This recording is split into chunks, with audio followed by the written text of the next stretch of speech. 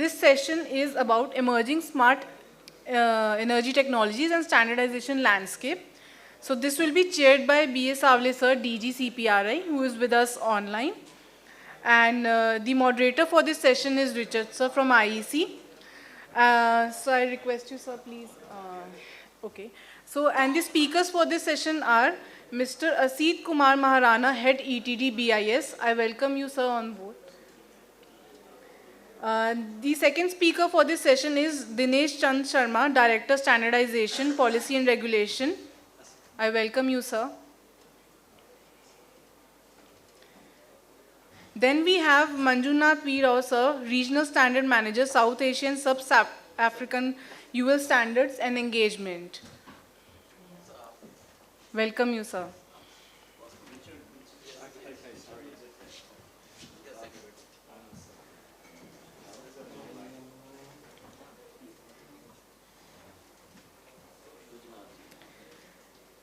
The fourth speaker for this session is Mr. Amarjit Kumar, sir, Founder and CEO Cummins. Welcome you, sir. The next speaker for this session is Abhishek Ranjan, sir, from he's Energy Transition Utilities Leaders, EY. Yeah, welcome, sir. And the next speaker for this session is Brajnath Dey, sir. He is DGM and Head of Network Planning, Tata Power, DDL.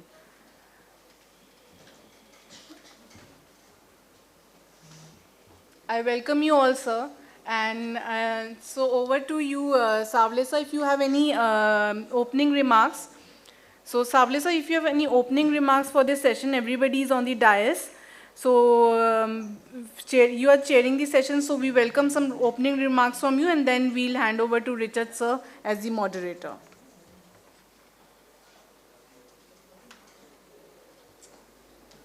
Hello? Am I audible? Yeah, he's online, so maybe we'll connect him in between. So Richard sir, all over to you.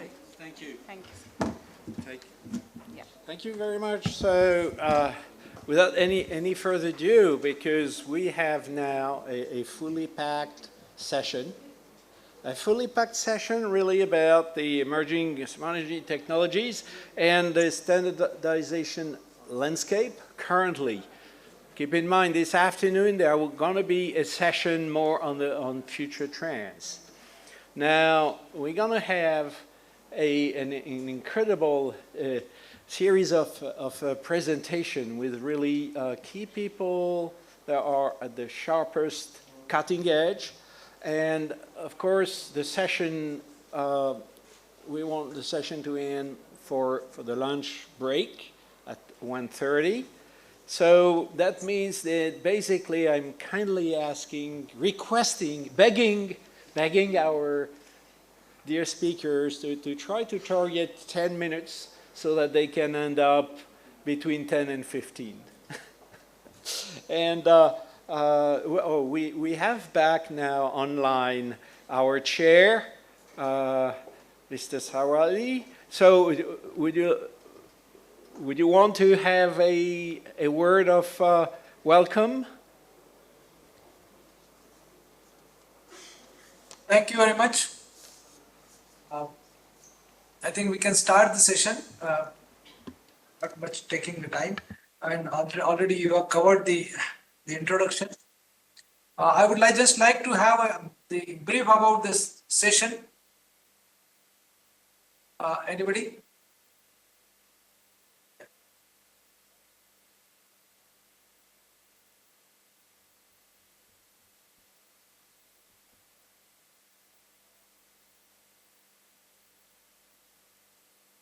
Yeah, thank you. Thank you.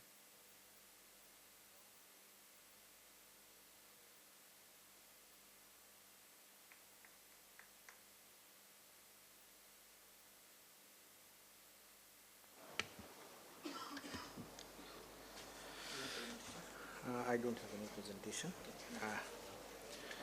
Good afternoon, Mr. Savle, and good afternoon, Richard, and all other panelists on dais, and distinguished participants from around the globe. So while I was listening to Richard when he was setting the context of this workshop, and also listening to Mr. Savle and Amarjit, and special thanks to Amarjit for reminding the Three Idiots scene, and it is now kind of a Bible for every one of us to learn and innovate. So the session on the subject for this session is emerging smart energy technologies and standardization landscape. So as it said, we are here for collaboration and sharing of ideas. So on the part of emerging smart energy technologies, because I'm in a true sense a technologist, so I would like to be a recipient of information and knowledge from the distinguished panelists. But of course, in the standardization landscape, what we are doing and what all challenges that we foresee on that, I would deliberate a little bit of it. Recently, I saw one of the interviews of Mr. Bill Gates. He happened to visit IIT Delhi. And in the quickfire session, the student asked anything that Microsoft regrets for not doing it should have done in its peak. It's still in the peak. And what he said is that Microsoft regrets not being in the space of mobile OS. So the technology that they used was Symbian, and then Android and iOS, they came in a big way and they proliferated, and Microsoft lost that space.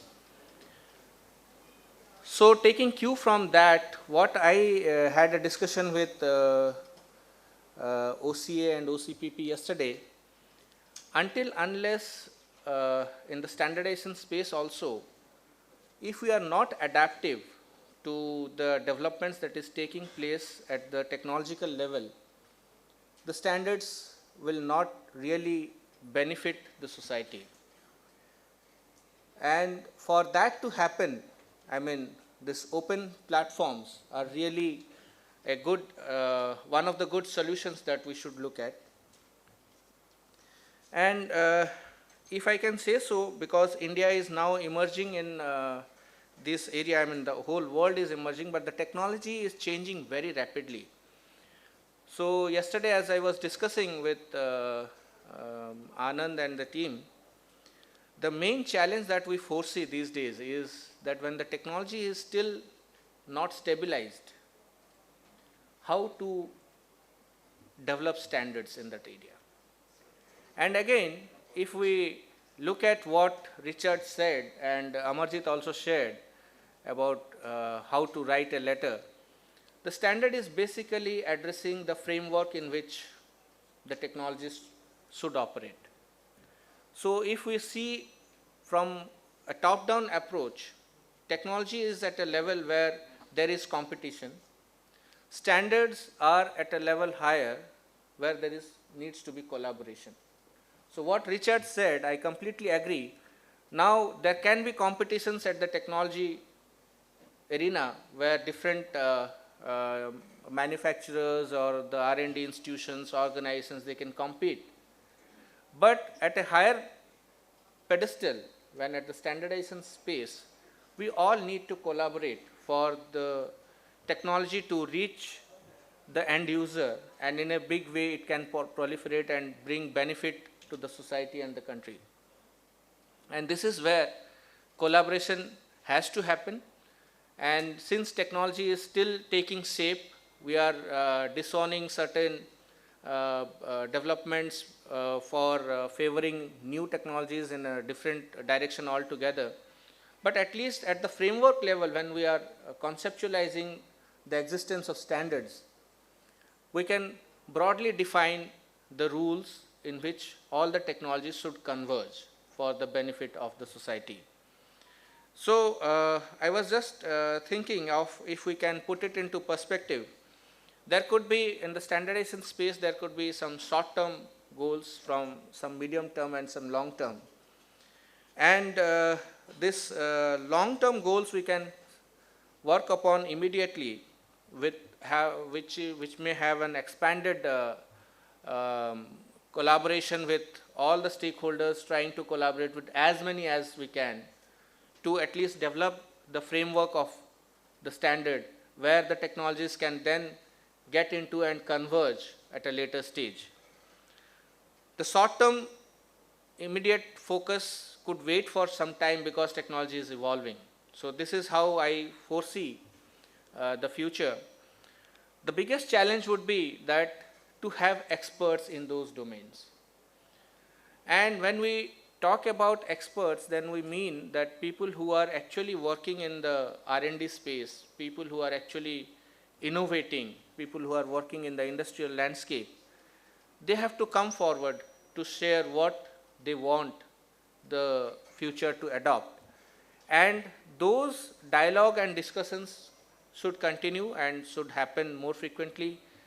I feel forum like ISGF, even CSA, ULSA, IEEE, all are actually trying to mobilize these experts and their opinions so that we can look at some point of convergence where all these things can converge and get into or help us in developing standards.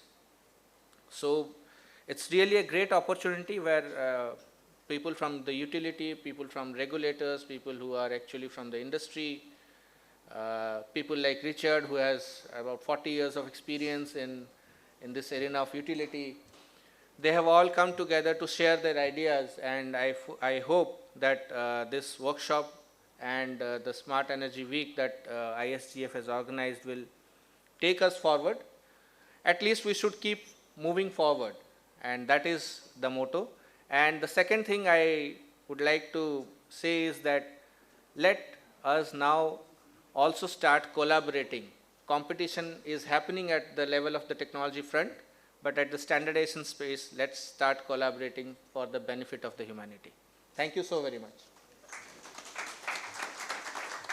Thank you very much, because I like very much everything you said, because it is completely in line with things I have tried to convey myself. I'm very impressed because you're doing this for India, and this demonstrates that there is really a willingness to have a high-level thinking and really strategy, and I really try to say that it is about strategy. And really, I think you made a point about all of this, doing this, achieving this, actually providing what people are expecting from standards requires efforts. It requires actually critical Mr. mass Richards, of I think you effort. are far away from the mic which is connected to remote system. So we are not able to hear you. Okay, so I was using the roving microphone, and this was, can you hear me now? Yeah, now we are. Okay, so I apologize, because then, of course, you were not part of this discussion. So yeah, most important thing is this requires a lot of effort to deliver what is expected. And actually, not just efforts, but a critical mass of efforts. And that means that this is requiring resources, completely dedicated resources, and not just people who are registering and subscribing to the SDOs and working group and all you have specific sections at BIS, right? But it's worldwide, where most of the people are confusing engineering societies and standard development somehow. And this is, I want to thank Lonneke, because she really told me during the break that, hey, this should not be forgotten, and this is absolutely right. This is right on. But please keep from this discussion that we need all the people in this room. We need all the people from your companies to get involved. Getting involved means roll up the sleeves and actually contributing in developing material. And this is not about dominating or pushing or putting words in the mouth of other stakeholders. It is developing material that will be feeding the consensus processes. And also, I want to thank you very much because you've been very concise, right on, leaving enough time for all the speakers. And if we have enough time before 1:30, we will be able to entertain a few questions.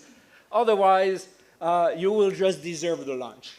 So thank you very much for this very inspiring first presentation of this session 1.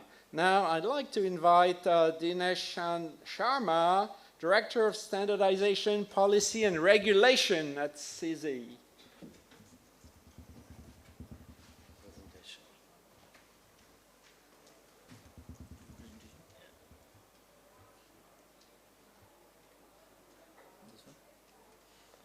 Check. Dinesh Sharma, it's there. This one? No, Dinesh Sharma. Okay, on the screen. This one. Yep.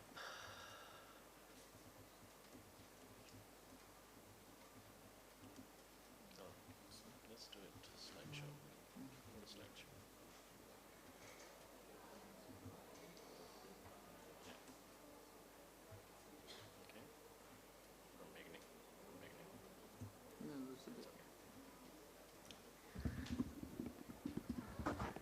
Thank you, Richard. Respected Savli sir, Mr. Richard, Hasana ji, and dear colleagues on the dais, it's indeed a great pleasure to be a part of it, and I have been participating, I think, almost all the ISUW. It's a wonderful platform. Normally, you will see the conferences where we talk about all marketing and all innovations, but not the standards. And Richard did mention that while we, in every conference, in every discussions, you will talk about standards, but we don't realize the value which lies down underneath. And colleague from BIS also highlighted while the innovation continues, while the market compete with each other's, standard is on top of it. And when we talk about electrotechnical or standards in smart energy, the good news which Raji also highlighted, we are broadly aligned with IEC, which means we are implementing a single standard all around the globe. There are many benefits. Richard did mention about it. Standards are not developed by an individual. Standards are not developed by a small community. It's developed by the industry, which basically innovate and commercialize their product. Because of the fact of interoperability, and especially when we talk about smart energy or a smart grid or a smart meter, the interoperability is key. And in a country like India, we need economies of scale. And the economies of scale only comes when products and solutions are implemented on global standards. And when I say global standard, which means ISO and IEC in the arena of smart energy. With that allocated time, let me quickly share with you what EU has done when we talk about smart energy or energy efficiency or meter or grid, both from a policy perspective as well as from a standards perspective. In the technology front, hydrogen is a new buzzword. I mean, a lot of work has begun because at the end of it, we have to also see this evolution or innovation from a technology advancement point of view, because we have to comply with the COP targets, reduce the carbon emission, which means we have to focus more on a renewable, and hydrogen is also coming on board to take care of that piece of it. With that, some introductory slides. I mean, why smart energy? I mean, electricity system is vital for Europe. It was yesterday, it is today, and it will be tomorrow. For a very simple fact that because it is the electricity which is playing a key role achieving climate neutrality and a Green Deal. In EU, we have a Green Deal directive which has targets. So achieve those, we need this electricity system is playing a very important role. There is a EU framework and there are targets which has been defined in EU for 2030. And the targets are to reduce greenhouse gas emission by 40% and increase the use of renewable at least by 27% by 2030. and in which smart grid and smart meters are playing a better management of these energy networks and making them more efficient in terms of consumption. So similarly, as I said, the hydrogen has also come up on board, and it is also expected to play a very important role in reducing the greenhouse gas emissions and reach net zero emission targets by 2050. There was a study, not long back, but in 2019, on the deployment of smart meters in EU. And from this study, they found out that nearly 225 million smart meters for electricity and 51 million of gas meters will be rolled out by 2024, and the target is well on track. By 2024 also, they believe that almost 77% of European consumers will have smart meters for electricity, and about 44% will have one for the gas. The cost of, which is higher in EU of course, cost of installing a smart meter in EU on an average is falling between 180 euro to 200 euros. It's expensive, but from an EU perspective, that's what the study found out. On an average, smart meters provide savings. So you can see the savings of 230 euros for gas and to the tune of euro 270 for electricity per metering point, which means this much saving is achieved, which gets distributed among consumer, suppliers, distribution system operators, etc. As well as from an energy saving perspective, you can see that at least 2% and as high as 10% is saved based on the data coming from the pilot projects. This was a study which was carried out in EU. If I continue this from a case study in France, the energy transition and the digital revolutions are profoundly transforming the management of electricity grid. It's a digitization layer which we are putting it up and telling that grid is smart and the meter is smart. This is playing a very important role. And you can see that the frequency and magnitude of climate hazard is also increasing, which means there is an urgency of decarbonizing the economy. The development of renewable energy is massive to achieve those targets, which means you have to roll out more and more renewables. The trend is also moving towards local consumption, which means it is accelerating through self-consumption or a local energy system more and more. You know this, these days we install those solar power plants in our houses, so we are also, as a local consumption is also increasing day by day. Communities are also waiting for new services for the development of new territories, and digital technologies omnipresence in everyday's life. The landscape of stakeholders in the distribution is also changing massively. There are new segments coming up, which means e-mobility is coming up, more charging point will be installed, there will be flexibility, there could be a single meter for all those different type of distribution, etc. With that as an introduction, these are quick snapshot of directives, which is a regulation in EU, and there is a directive concerning common rules for the internal EU market for electricity and gas. And this target number, it's a hyperlink, this presentation will be shared, you can have more information from this presentation. The Directive 2009 has repealed 2003 directive, and 2009-73 has repealed Directive 2003, which talks about the common rules for the internal market for both electricity and gas.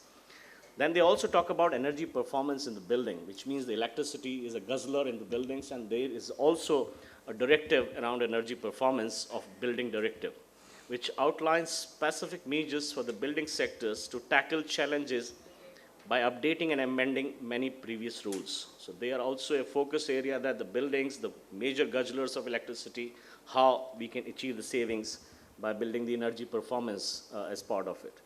From a renewal point of view, yes, there is a revision in the Renewable Energy Directive in 2018, which actually established a new binding on renewable energy targets for the EU in 2030 to become at least 32%. So 32% contribution should come from renewable energy sources. Energy efficiency, which also plays a very key role when we talk about smart energy, there is a directive on energy efficiency, it's 2018. It sets binding target of increasing the energy efficiency from its current level to at least 32.5% by 2030. So these are key directives which basically we can see it from energy perspective in EU.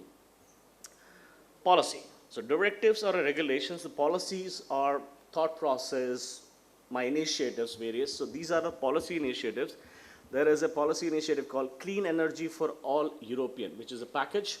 It was released in 2019, which basically it includes regulation informations on energy efficiency, renewable energy, and the design of the electricity market while promoting integration of smart technologies.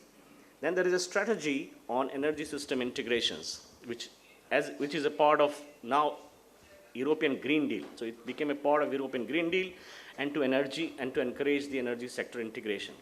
European Commission also presented its EU strategy for energy system integrations in July 2020. Basically, when you see this strategy, there are various existing and emerging technologies, the processes and the various business models, such as ICT and digitalization, smart grid and smart meters. So there is a strategy in place which was put in 2020. Then EU has an action plan for grids, which aims to address the missing link of clean energy transition and to ensure that EU grids operate more efficiently and are rolled out further and faster. Then digitalization, when you talk about energy system, then there is an EU action plan which was released in 2020. It aims at effectively promoting investments in smart grids. And there is another policy initiative called Fit for 55, which is delivering the European Green Deal. So European Green Deal target Fit 55, which means strategy to achieve 55% reduction in net EU greenhouse gas emissions if you compare it with a baseline of 1990, and increase the EU label target for the share of renewable consumed in the EU to at least 40%, with a clause that it could go up as well. In a nutshell, with the Green Deal Industrial Plan and Net Zero Act, Europe is setting a clear framework to scale up the manufacturing of clean technologies and ensure it is well equipped for the transition to climate neutrality. This is on a policy perspective, the directive and a policy perspective. Quick slide on hydrogen, because this is new. EU also has a strategy for hydrogen, which was adopted in 2020. Its suggested policy actions point in 5 areas, covering support investments, support production and demand, creating a hydrogen market and infrastructure, research and development with international cooperation. So this strategy is well in place since 2020.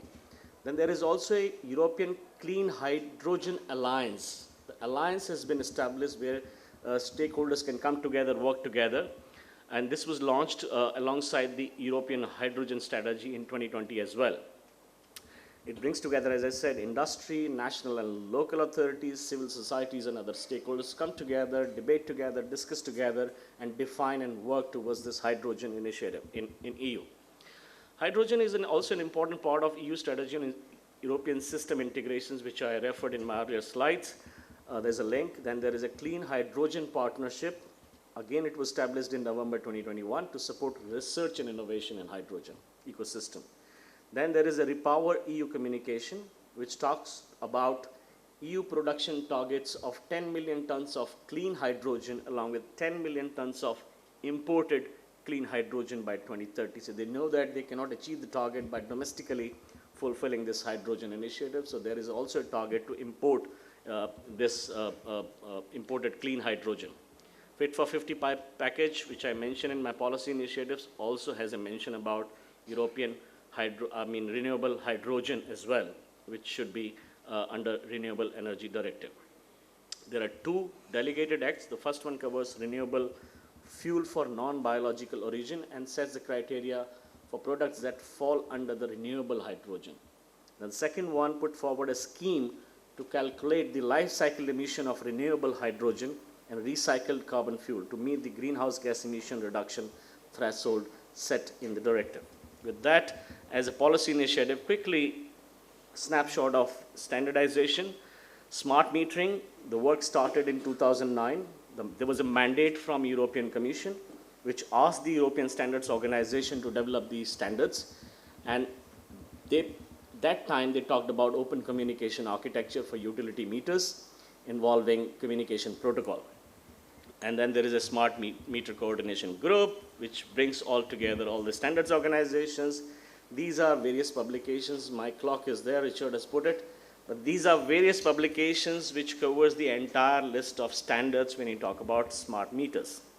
Similarly, on a grid also, there is a directive, there is a set of standards, and they have covered all the areas, including the architecture, methodologies. All these are hyperlinked, and you can go through them.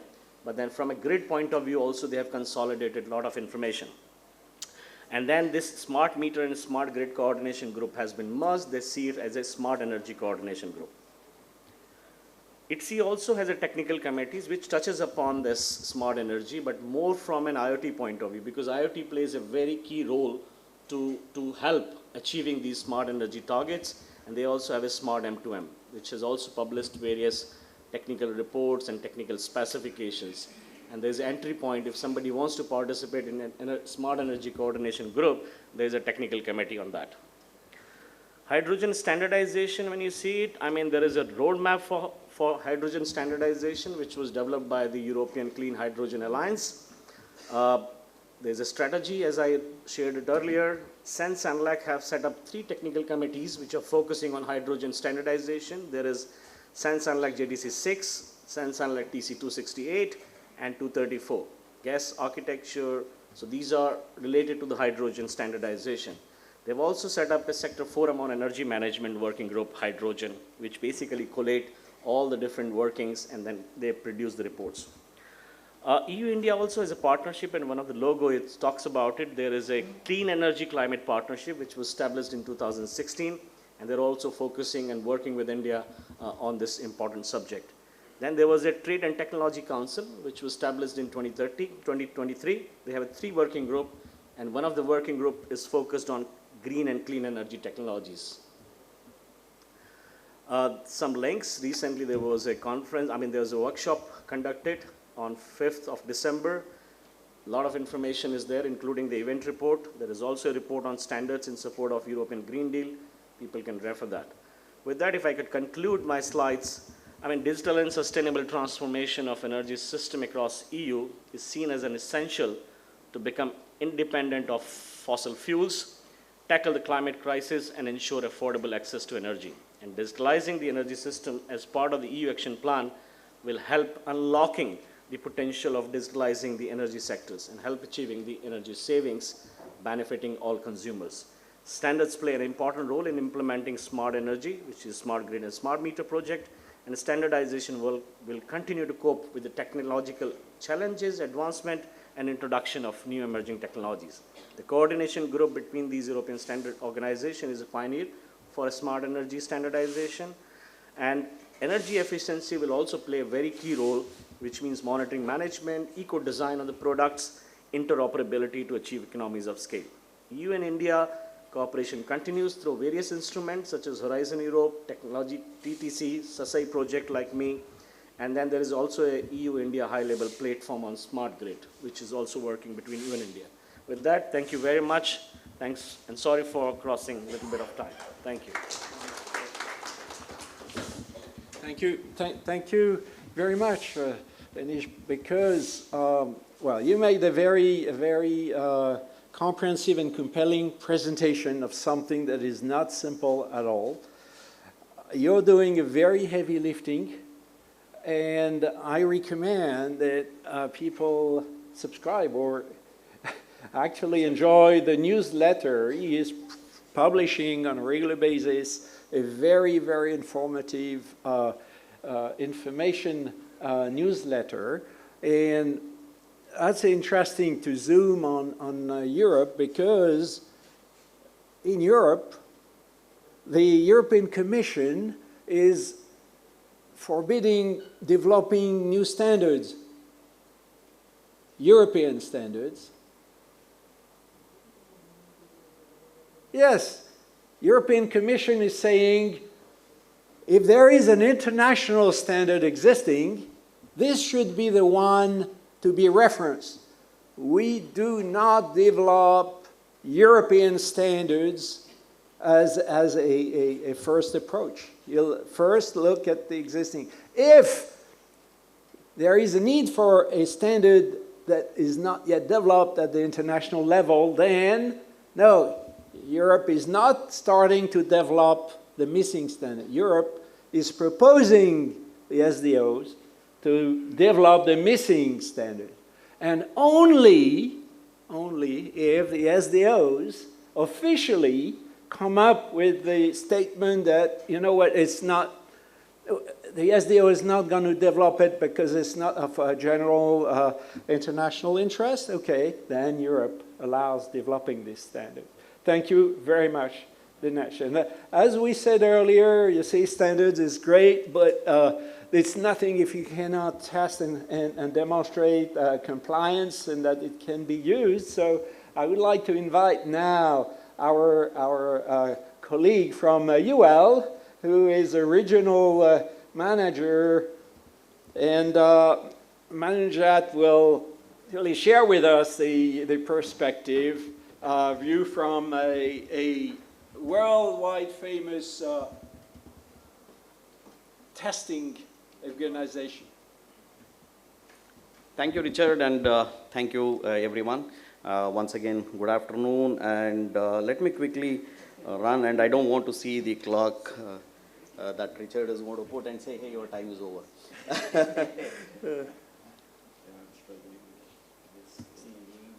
Okay, thank you. So let me quickly talk about a little bit about my organization, because most of you still think that I represent an organization which does testing, inspection, and certification. I'm sorry, I am from a different organization, which I'll talk about. And then, what are the emerging technologies? I think it would be little rhetoric if I keep talking about it again, but it has been already touched about by all the previous speakers. I would like to take a simple case study, particularly which is of great interest for us in India, particularly when it comes to the smart inverters that we are talking about, and also V2G, which is becoming more and more prevalent in India too. So how do we really address that, and what kind of standards that we can look at, and what could be the recommendations? So my recommendations are going to be very generic. I would not be specifying anything very particular.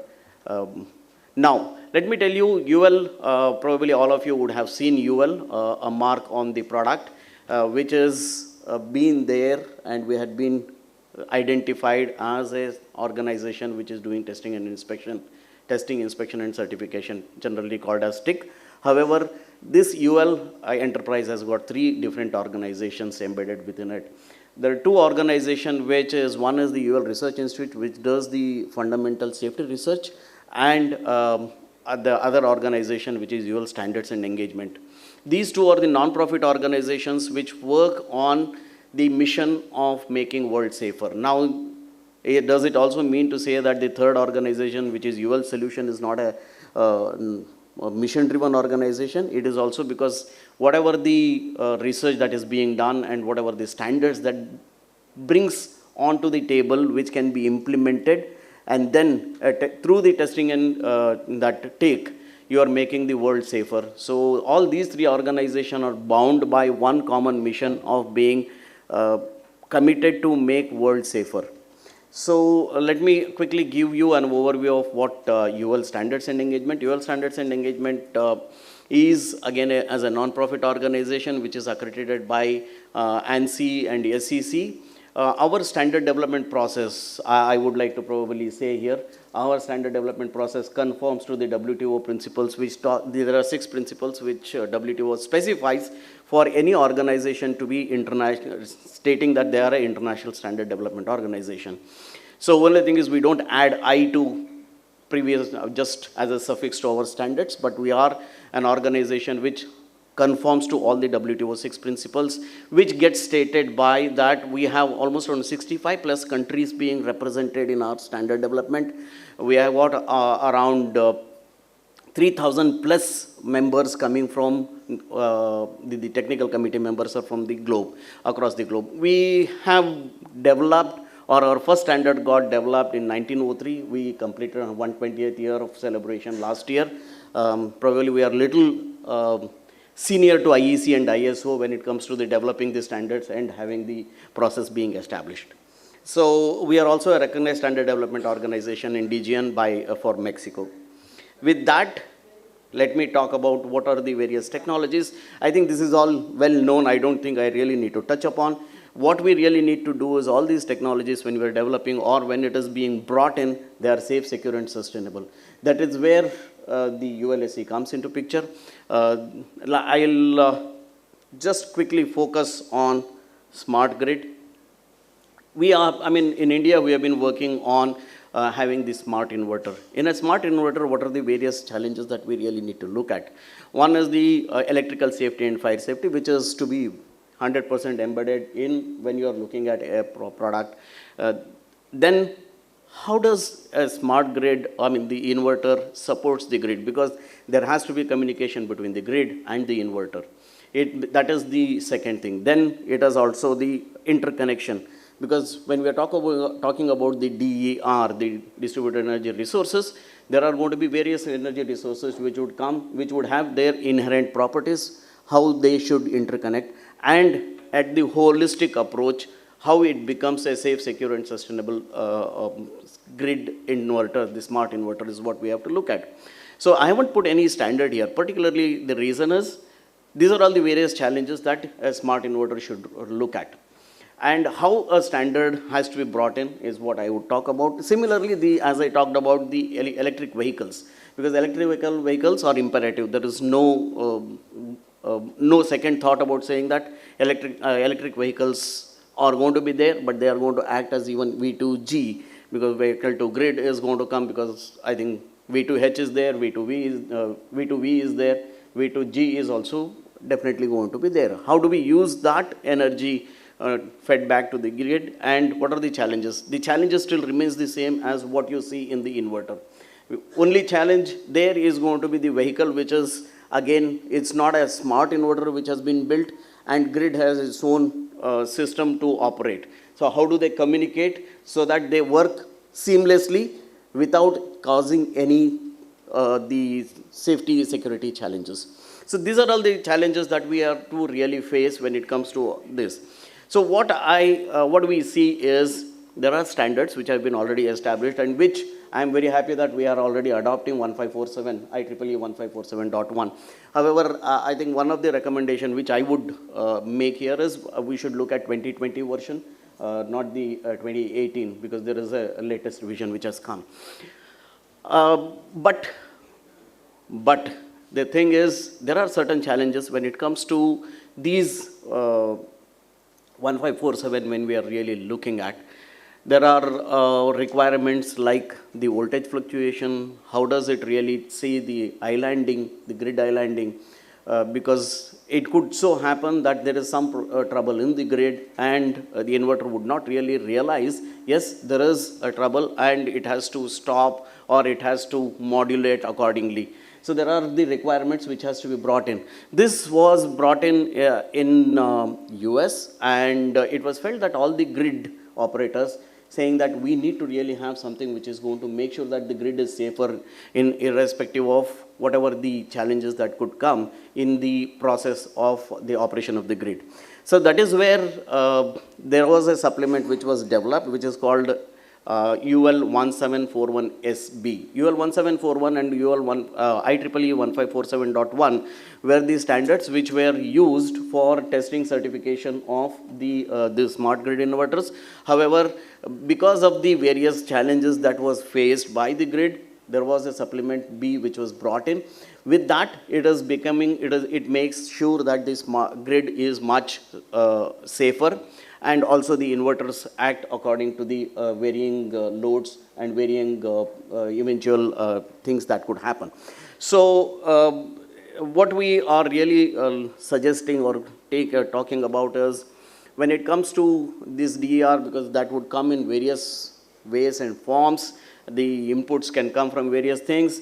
What we are going to really look at is the safety. One is through, say, if I am having energy storage, how do I make sure that the energy storage system is safer? Similarly, if I am having the diesel generator, even it has to talk about, or the wind turbine, because every renewable energy has got its own pattern of developing the power and communicating. So what we have to really look at are, how do we have the integration being done with safety and security being considered, and also considering the intermittent property of the renewable energies. The inverter has to be made sure that it is safer. So this is what I talked about, this 1547, IEEE 1547.1, which is being taken. However, it is complemented by UL 1741 supplement B, which addresses all the challenges that we would face while we are testing the smart inverters. That becomes an important aspect for us to consider even in Indian context.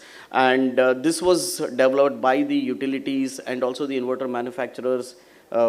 It started with just a 6-page note, but now it went up to a 30-page note which has been developed. And now moving on to the EVs, I am not going to touch and talk more about this. As I said, there are to be two things. There has to be something which is going to modulate between the EV and the utility. So UL has developed, it is under development, UL 9741. Again, along with supplement SE with the UL 1741, which makes sure that the interconnection and the communication between the EV and the grid is safer, secure, and sustainable. Takeaways with 10 seconds left.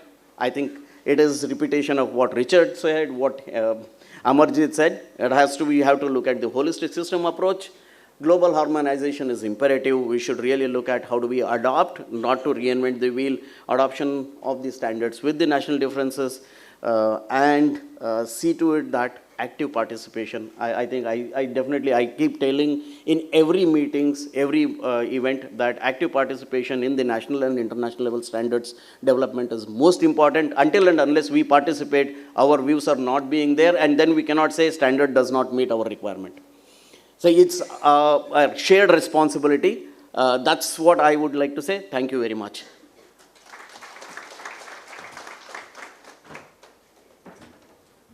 Well, thank you very much, because here you're actually highlighting the fact that it's not just about getting equipment that can work, even testing equipment, testing the functionality. It's also about the non-functional characteristics that are becoming more and more important, which means that without those without the assessment of the non-functional characteristics, there is no use to do whatever else.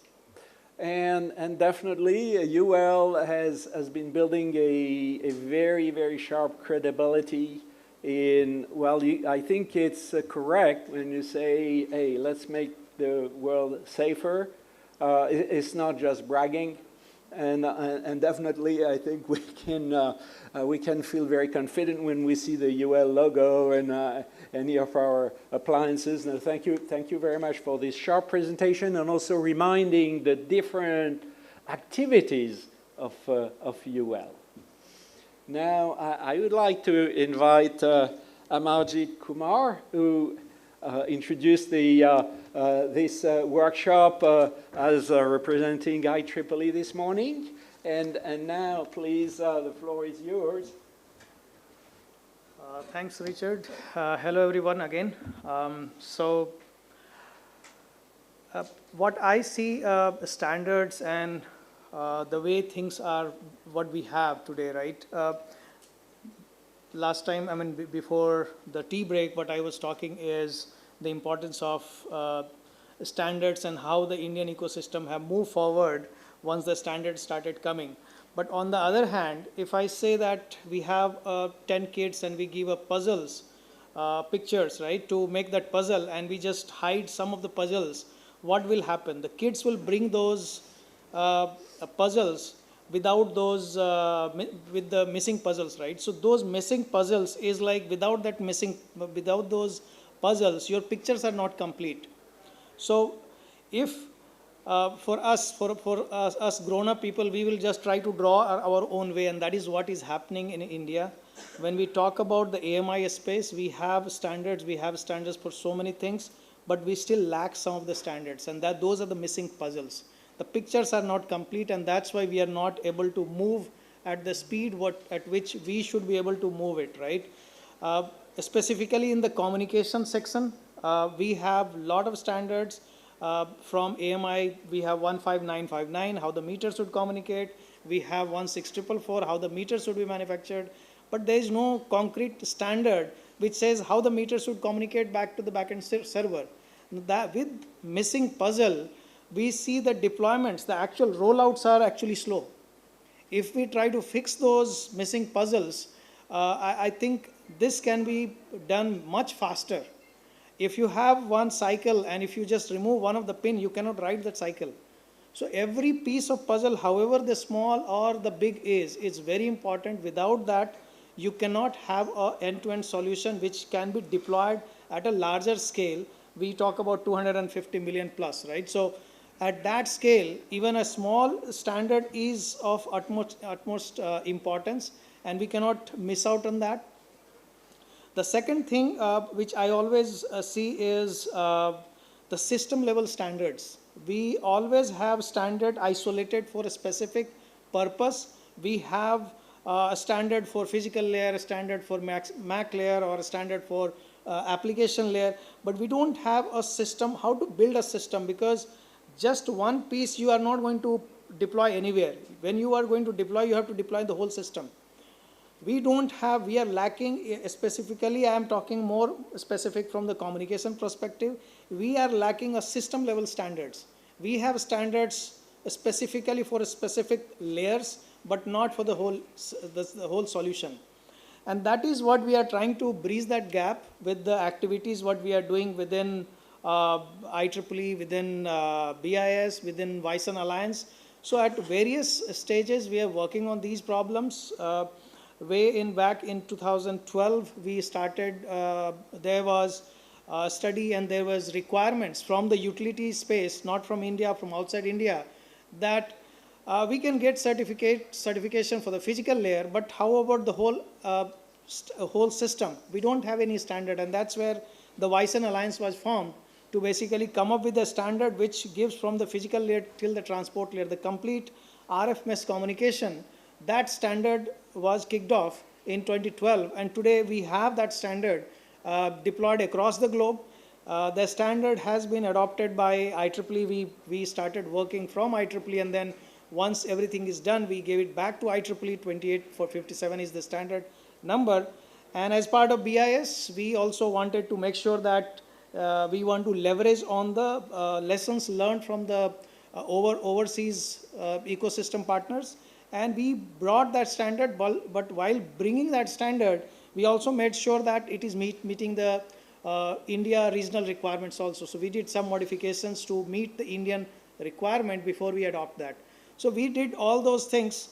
The interesting thing from the participation perspective, what I have observed, very interesting thing I would say, is I have seen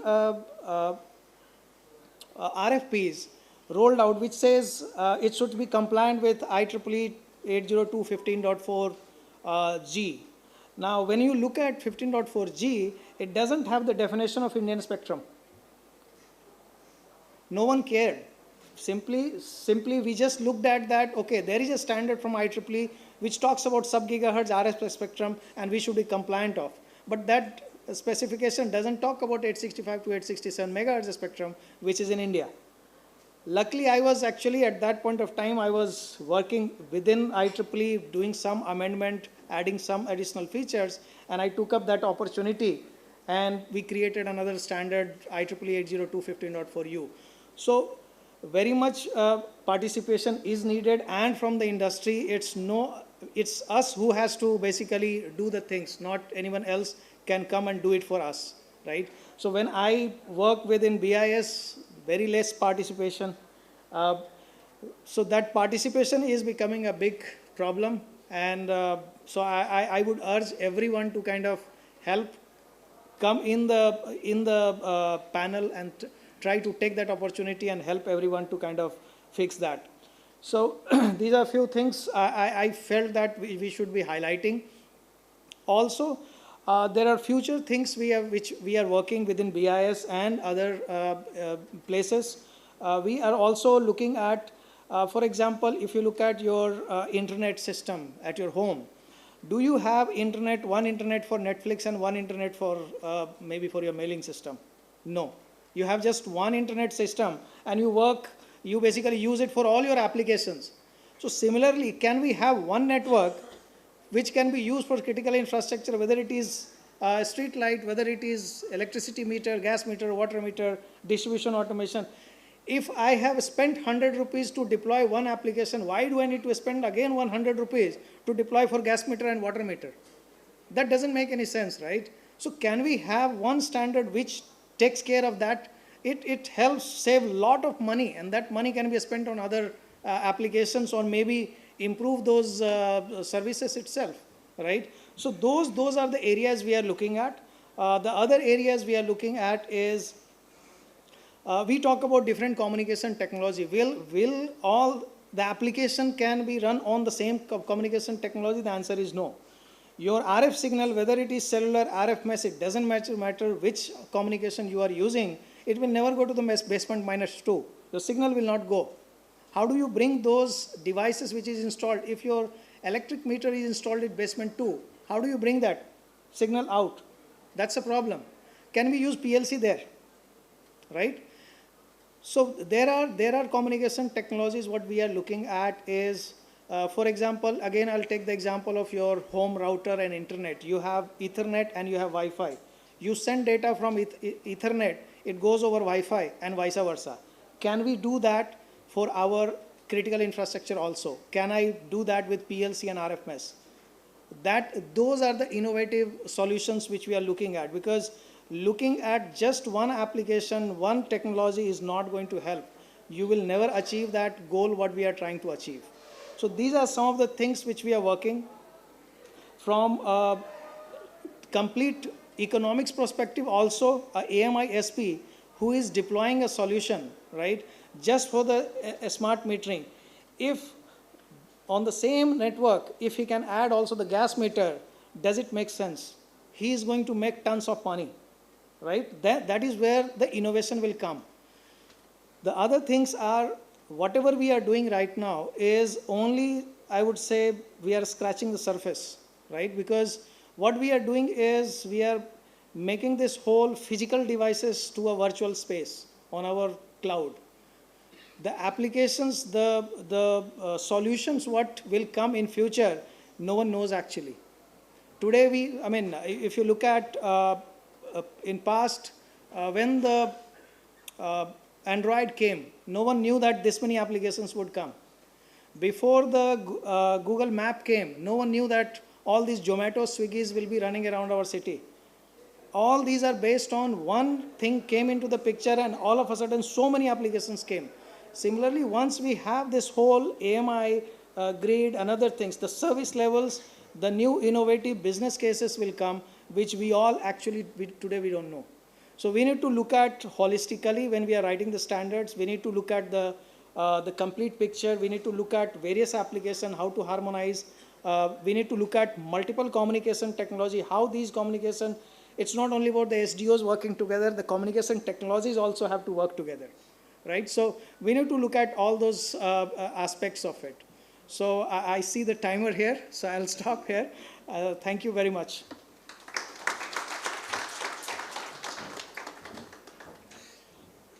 Thank you very much, Amarjit, for several reasons.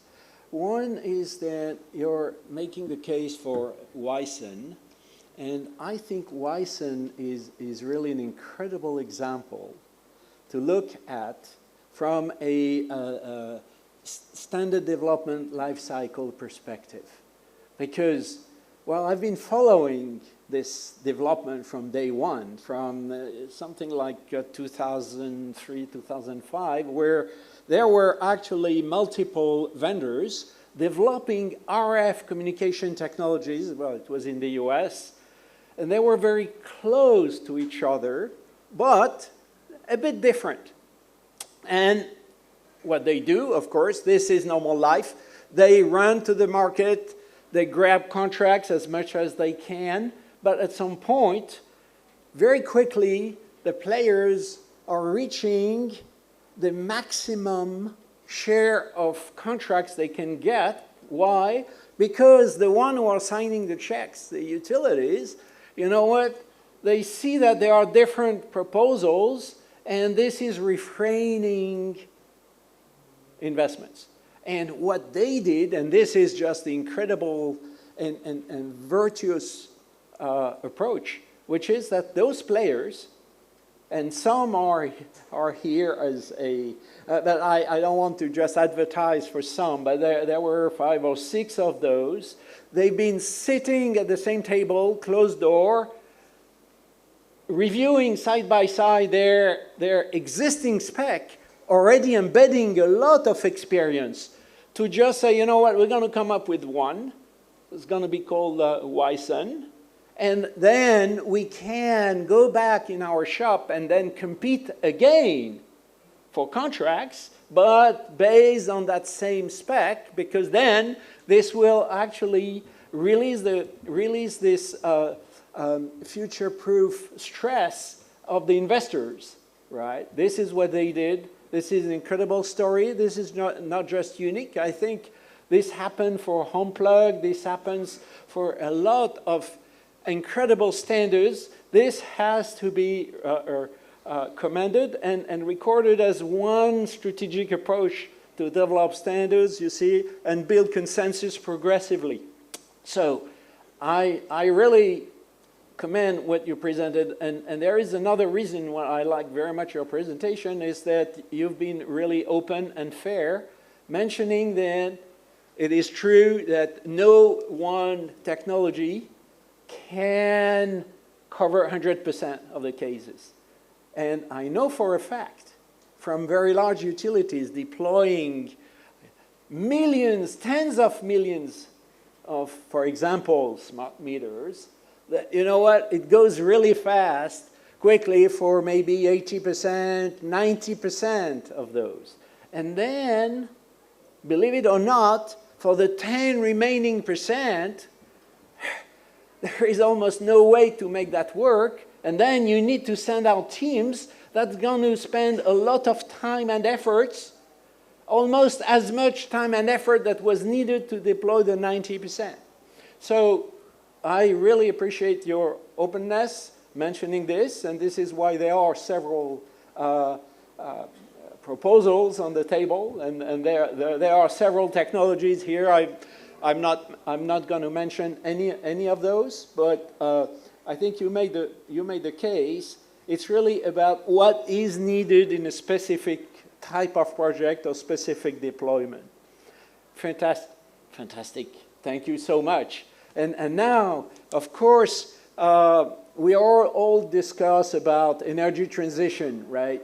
Net zero transition is even better. And of course, I'd like that we hear what a leader of knowledge and consulting on the topic can share with us in this such limited amount of time. So I'd like you join me to actually welcome Abhishek Ranjan from EY.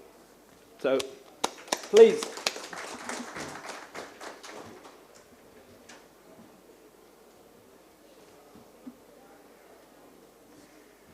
Your presentation? Yeah. Which one? This?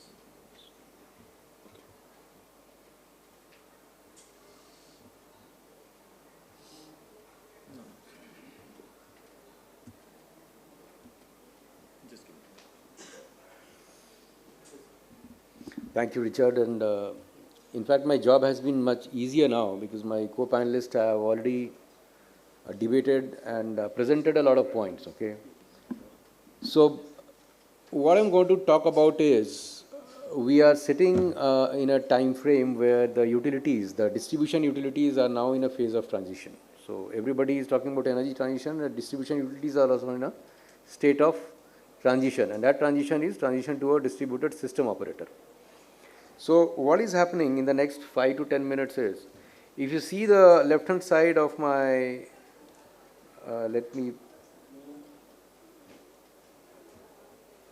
if you see this part, the distributed system operator is nothing but a conductor of an opera, okay?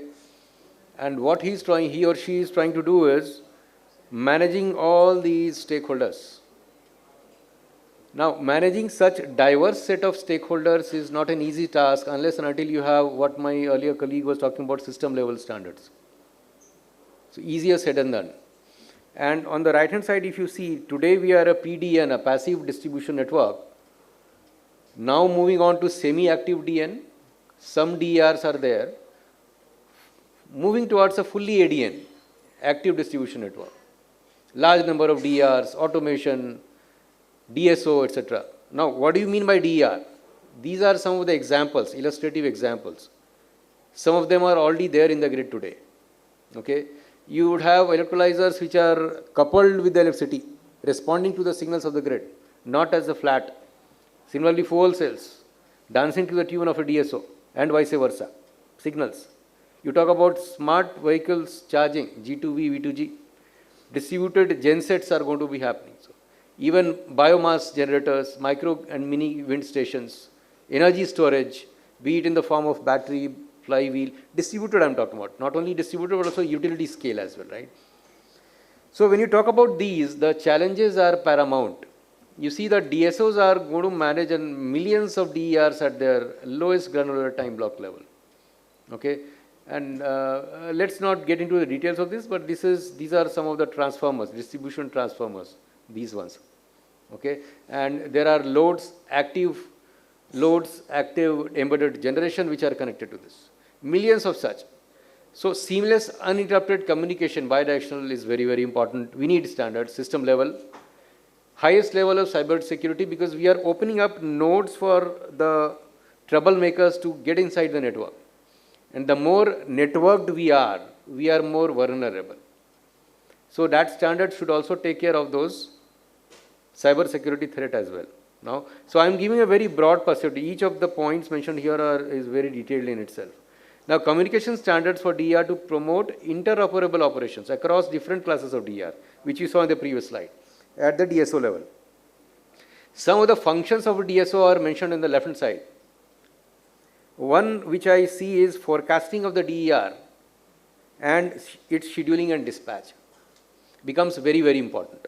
And therefore, we need a seamless bidirectional communication standard system level, where a single standard is able to play the role of the underlying capability to manage that orchestra by the DSO. Okay? Some of the standards today, as we in India have, are mentioned here. I won't get into them, but that might not be sufficient.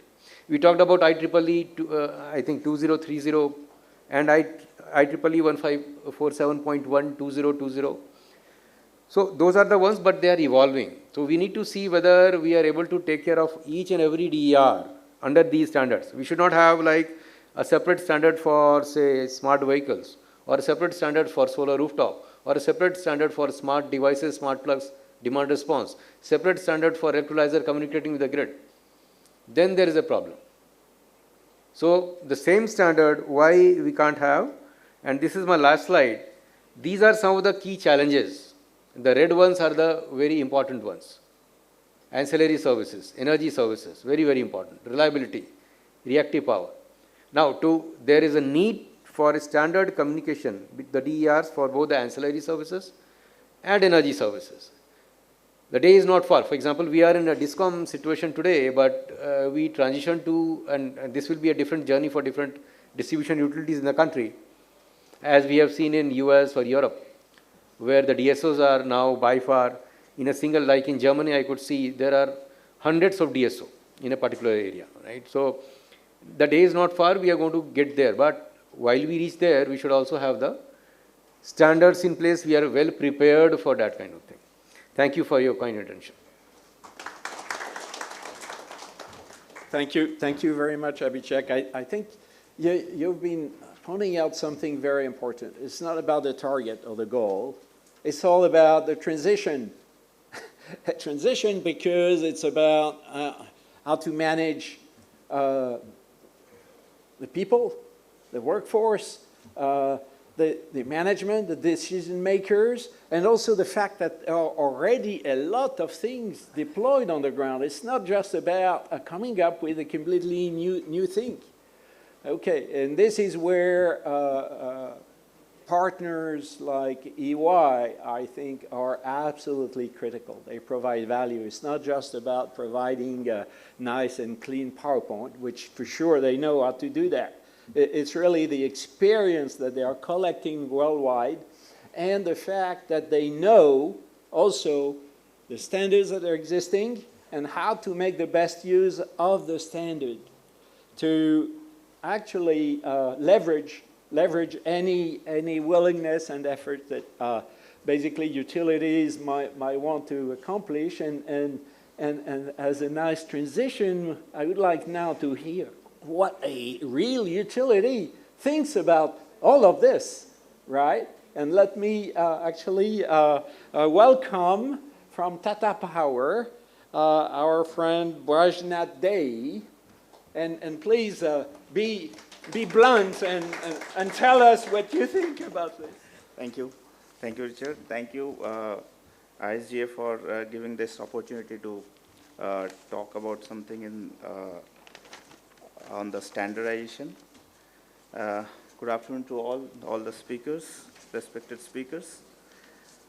So, as per the topic today, that we have to, we should have standardizations in all respect for that's complete smartness, or what we see in last few slides, that active network. We are in actually we are in the passive network we are dealing with.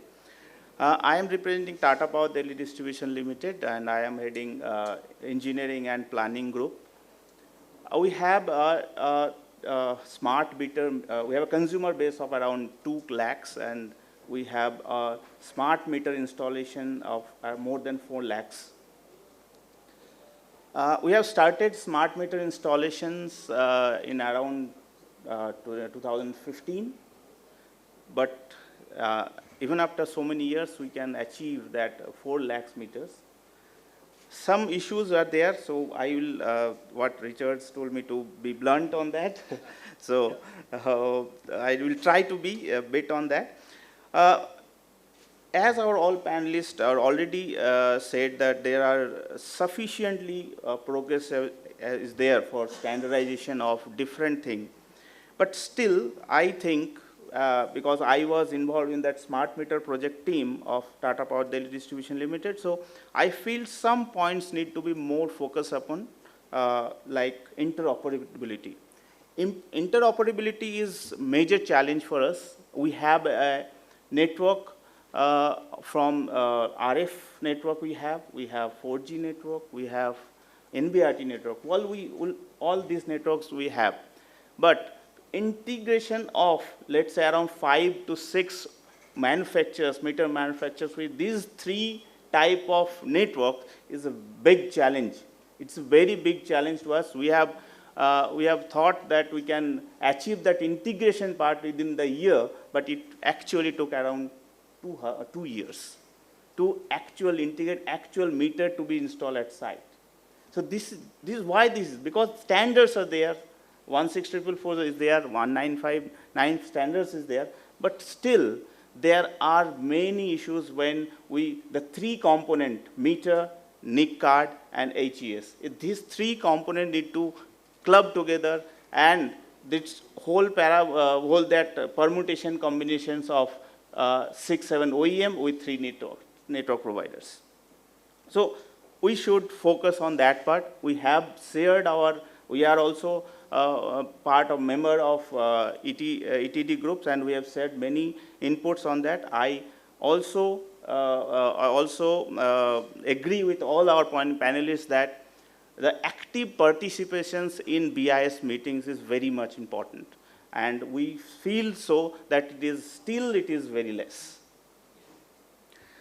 Communication portal protocol is also there, but yes, it is standardized, but still that overall system structure, how it will be, that Rajan sir and Amarjit sir already told that kind of system integration, end-to-end integration, how it will be done, that should be finalized and shared with all the stakeholders.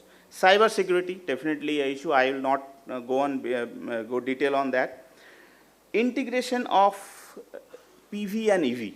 It's a major challenge for us also, because I am looking after that planning department. So how that EV will penetrate for giving the positive energy and PV is giving you positive energy and EV will get that energy back. So that integration, and depending upon that, how we should plan our network, because each utility has a very complex network. Part of that is underground, part of this overhead, part of it is cable. So it is very much a complex network. How you can cumulatively plan for that complete network, because you will have some weak points in that network. You have to replace it, then you can utilize the complete capacity of that network. Data exchange standards, yes, there are also standards, but formats, the data formats, what type of formats you are requiring, still that there is parameter defined in the standards, but using that same type of parameters, you will have a different type of data formats. What you get, you have different parameters, instantaneous voltage, instantaneous parameter. You have different in that load survey graph, what type of parameter you want. But standard is mentioning that, but every utility is required their own requirement, and they put their requirement in their specification. And this creates that having the standards, different type of parameters. Second part, I want to touch upon that on that AI part.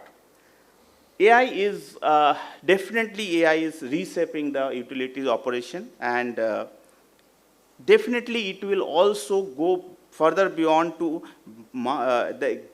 achieve the maximum efficiency, control, and prediction of different things.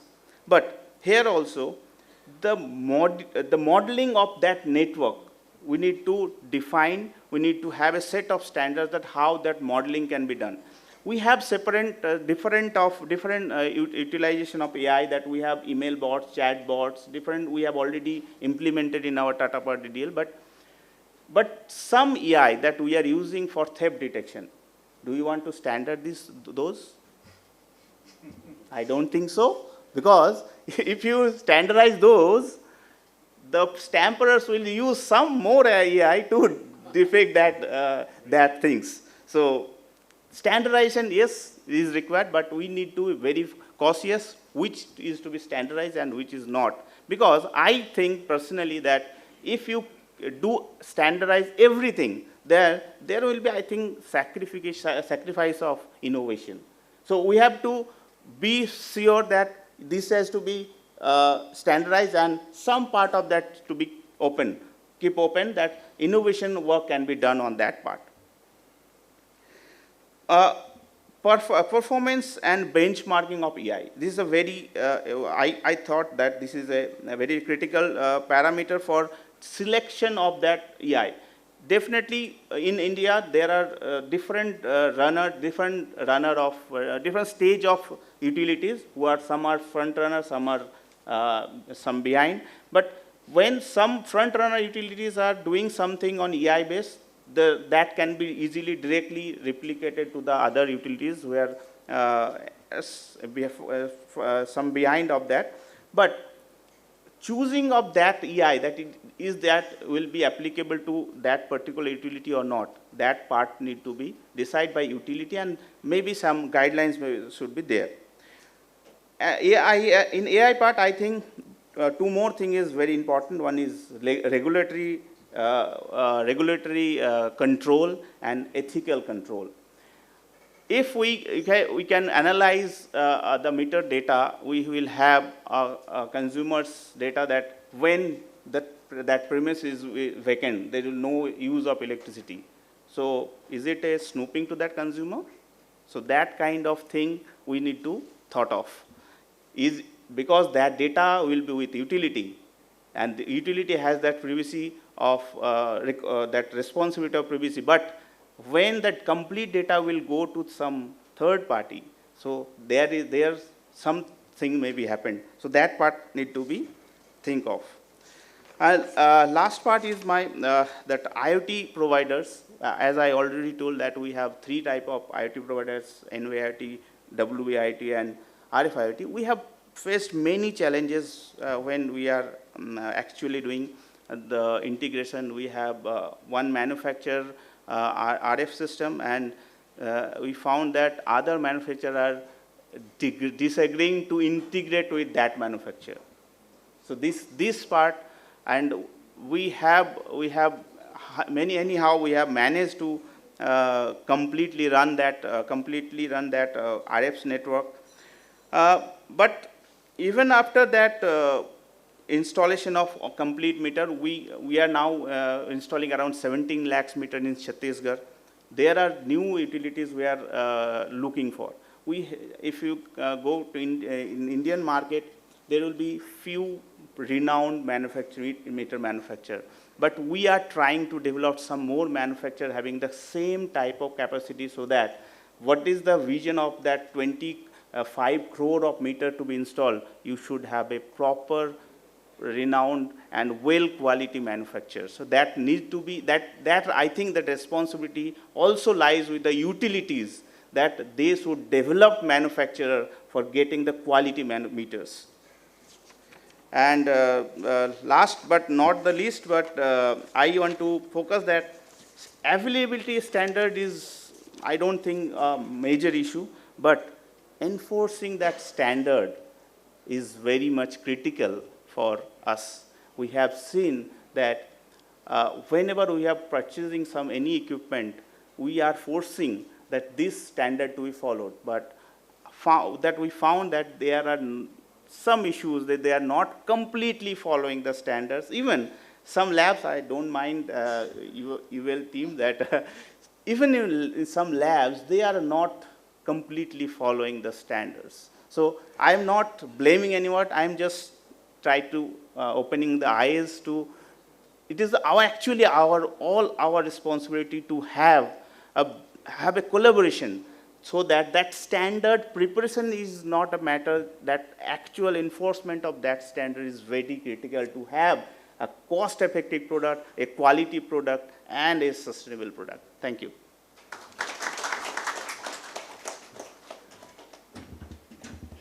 Rajnath, thank you very much. Yeah, I was asking to be blunt, and you have provided an exclusive inputs, actually not the usual inputs in nice conferences, you see, where everything is beautiful.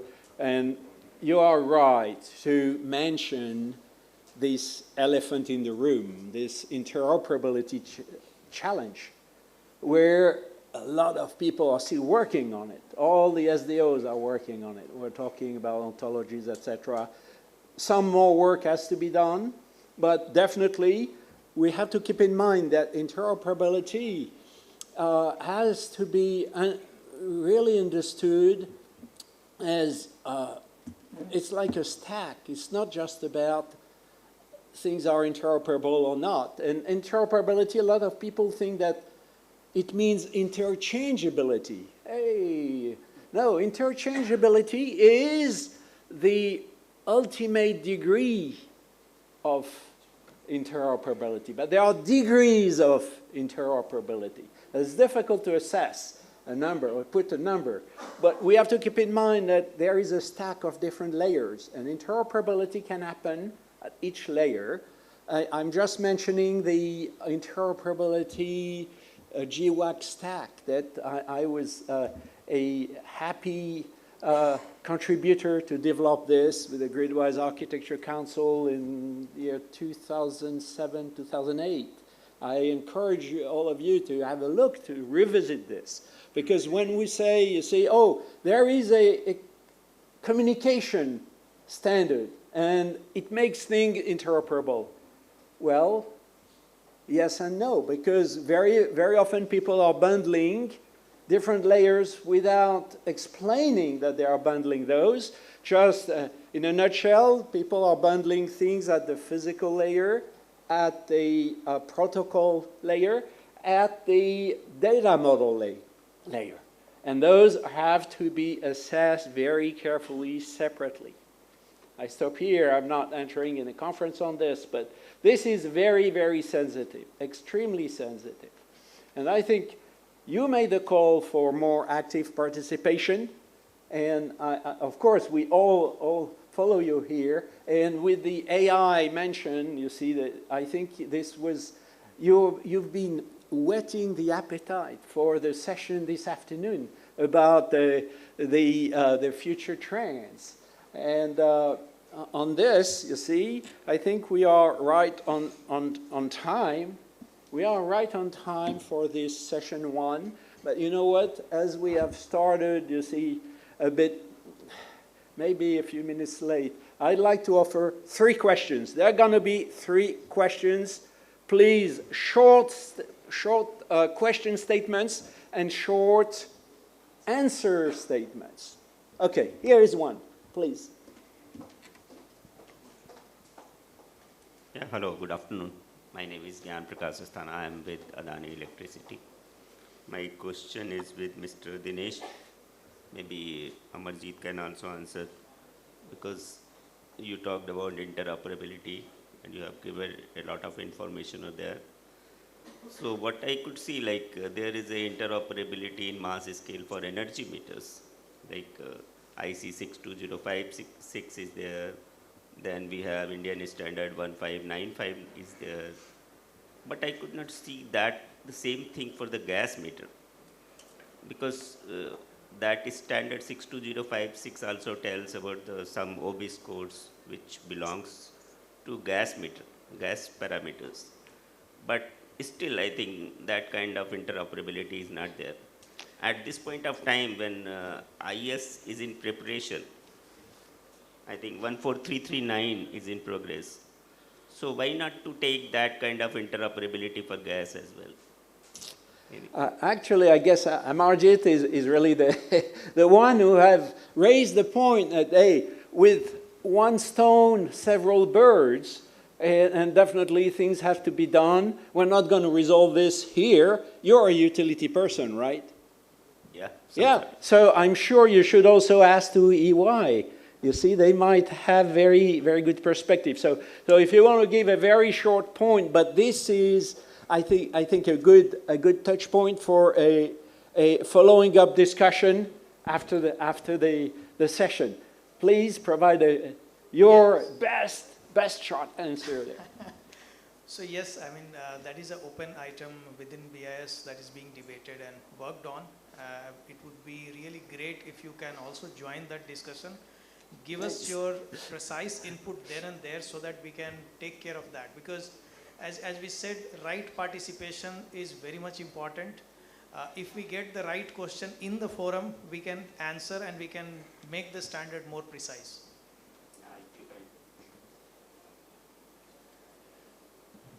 If you can take those inputs in mails, I think definitely I can provide those things to you. Like there are 14, 15 parameters which are already available in Blue Book, which can be directly taken up in the gas meter as well. So I think that can be done. The next question. Absolutely. Yeah. Okay, next question here, please. My name is Murugesan. I was a former Director General CPRI and deeply involved with smart meters from 15959 and 16444 came under my chairmanship. So the thing is that it took about 12, 13 years to bring standardization, meter standardization alone, whether it is a 62056 or 15959. And when I retired, I got it 16444. So 13 years we spent it. But the thing is that in India, only some particular sector is driving only meter. After meter, communication.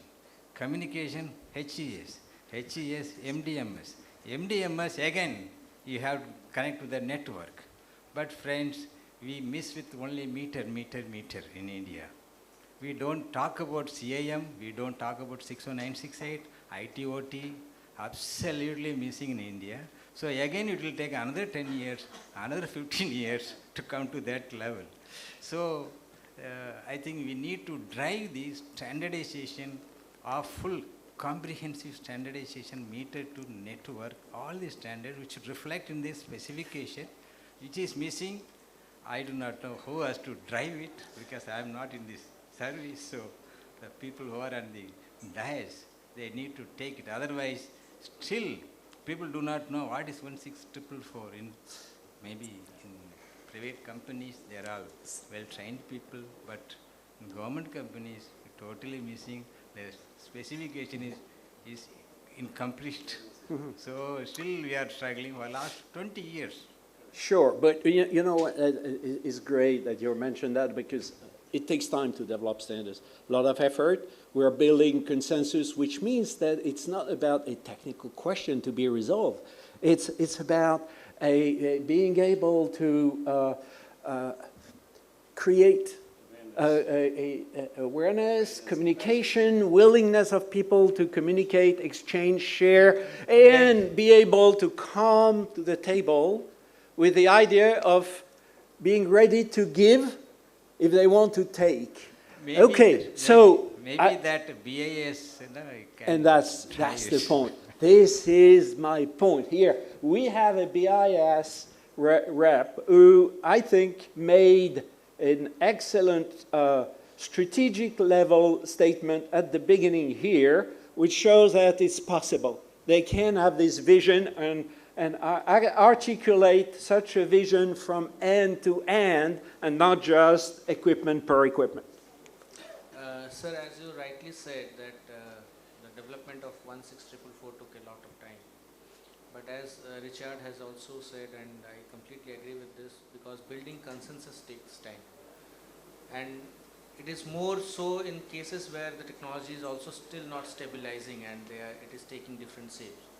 But from your experience, things are moving faster these days. As everyone from the panel said, that we need to participate actively.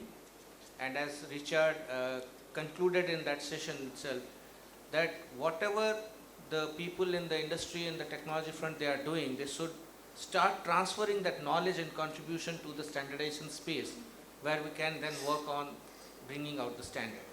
So as soon as it comes out from those silos into the space of standardization, I think things will move fast.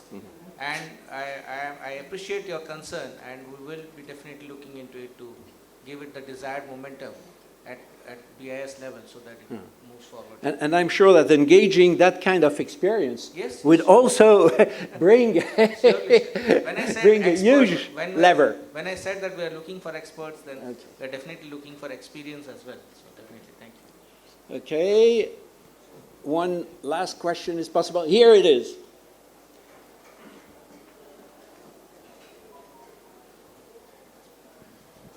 Okay, thank you. My name is Dimas. I am from PLN, Indonesian Real Estate Company. The question goes to Mr. Ranjan. You're saying that is it possible and how is the mechanism for the DSO to support installation service for TSO? And is there any IEEE or IEC standard for that? Thank you. So if I get your question correctly, you are saying how does the DSO support forecasting of DER, is it? Mechanism for forecasting of DER. Yeah, so there are mechanisms available. So if you talk about horizons, for example, if you talk about day-ahead or intraday forecasting of DER, which is much important from the point of integration with the grid, distributed energy resources. So I'm talking about the renewable distributed energy resources, which are variable in nature.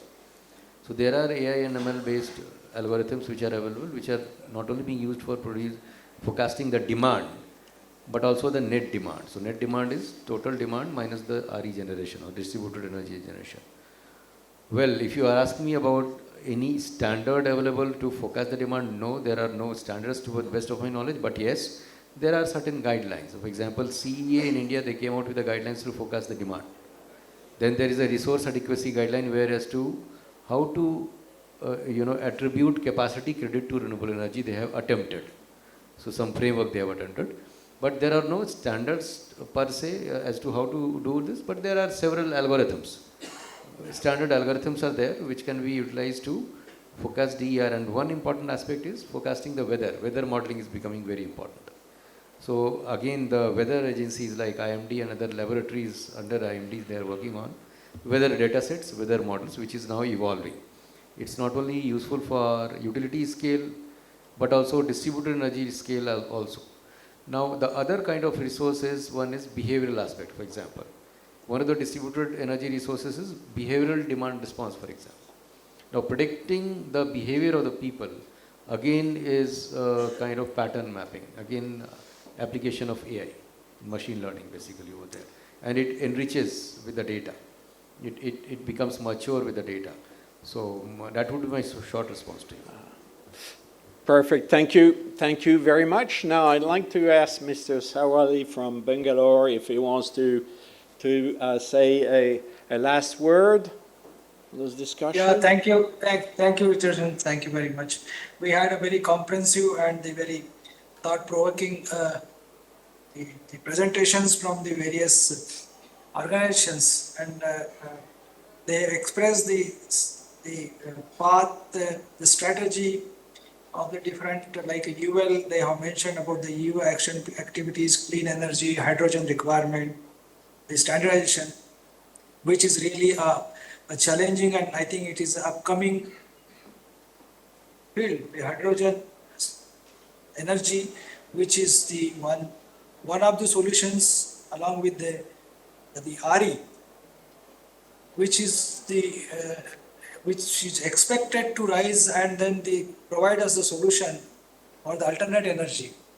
But the looking at the efficiency and the cost, the research is going on in that direction. In fact, we have from the CPRI, from the Ministry of Power, because CPRI being the nodal agency for sponsoring all the research activities under the Ministry of Power, we have several programs for the research of the hydrogen, which is going on at a different research organizations like IITs and some CSIR laboratories. There was also talk about the smart inverter. Yes, that is the future of the grid that will be required to control and regulate the supplies from the various sources. For example, we have the distributed sources will be there in the future, and we don't know how the grid will behave, because we are now used to from the stable sources like the thermal and hydro. But when you integrate the solar as well as the wind, especially which is unpredictable wind, especially, then the grid behavior, you don't know how it will be. So this will be a challenging field. Then the Mr. Amarjit mentioned about the missing puzzles.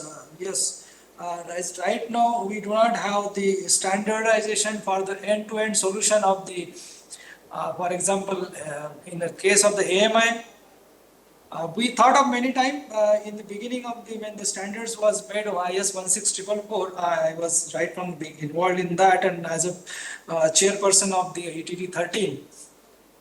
We did not know that time, because we were very new in the field of smart metering in India. We wanted to launch, the government was very much in hurry in launching the scheme was getting delayed. So we did not want to restrict it and say that let the player come in, and then we will see how the field moves ahead. But now this is a time now, I think we can think of having the end-to-end solution, one framework, okay, not restricting too much, but one common solution can be there where all utilities it can be a guideline for the utilities to adopt. So we will think of in this direction, and we already had some discussions, but not very effective. But we will have to look into this. There was also the discussion about the standard interoperability, common standards. Yes, but the standard should not be very restrictive, because it should not stop the technologies from evolving. Because when you start defining the technology in the standard, or to make the standard very narrow, we need to see that it has to be adaptive more. Those are the things. Tata Power have mentioned about the smart meter interoperability. But I would like to mention one development here. The CPRI was, as I had told in my introduction, introductory this one also address. We are testing here the AMI solutions. The government of India, the empanelment of the AMI SP is depending on the when they meet the end-to-end solution integration, where the meter manufacturer, the communication provider, the HES vendor, MDM, and the prepaid, maybe the other solutions are there, like the prepaid so billing solution. So they have to come together and demonstrate the solution for the communication from end to end with the SLA. There is a defined SLA in that. So if they fail to meet that defined SLA, they will not qualify to participate in the training process. So 105 solutions till now we have tested. Okay, thank you. This has brought a synergy among these different stakeholders. In beginning they were struggling. There is a failure rate in that, almost 20 to 30, 25% failure rate is there, but they go back, work on that, and then again come with the solution, and then they succeed. So Thank this you. is the one platform has worked very well to bring these all people on one solution and make them the compatible. So this is the one development I would like to mention here. So thank you very much. Thank you. ISGF giving me this opportunity and being chair of this session. Thank you very much. Thank you, Rishabh. Thank you. Thank you very much. Join me, of course, to thank the panel that has executed an incredible opera live in front of you. That was very well organized by ISGF. And maybe we need to just take a photo, a group photo, please. And so,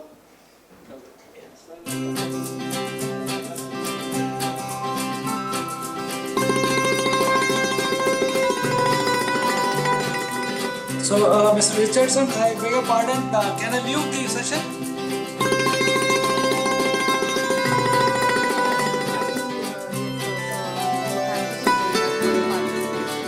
Maybe I'll just tell anyone, someone